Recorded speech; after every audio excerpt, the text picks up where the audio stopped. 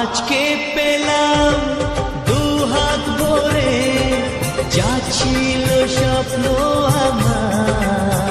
Hello guys, তোমাদের ভালোবাসা আমি ইউটিউবে ফার্স্ট পেমেন্ট পেয়ে গেছি।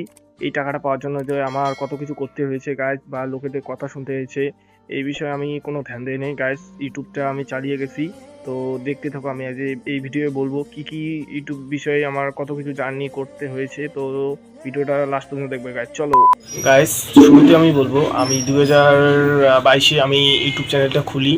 তারপর আমার একটা ইউটিউব চ্যানেল খোলার পর আমি ওই বিষয়ে কমেডি ভিডিও বানাই গাইস। ওখানে 150টার মতন সাবস্ক্রাইব ছিল। ওই সাবস্ক্রাইব চ্যানেলটা কিমান স্ট্যাং মেরে দিয়েছে, তারপর ওটা ডিলিট করি। 2023-এ আমি আরও একটা ইউটিউব চ্যানেল খুলি, ওই চ্যানেলটাও কিমান স্ট্যাং মেরে দিয়ে দিল। তারপর আমি নতুন করে আর ইউটিউব চ্যানেল খুললাম না, ডিলিট করে দেওয়ার পর 2025-এ আমি একটা ইউটিউব চ্যানেল খুলি, STB বং।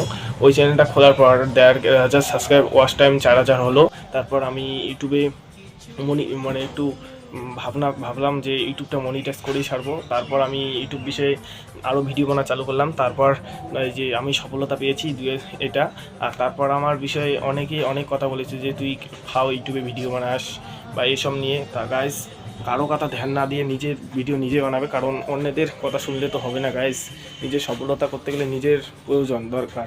তো গাইস, আমি আজকে ইউটিউব চ্যানেলটার বিষয়ে যে টাকাটা পেয়েছি, এখানে কত টাকা তোমরা বলতে পারবা।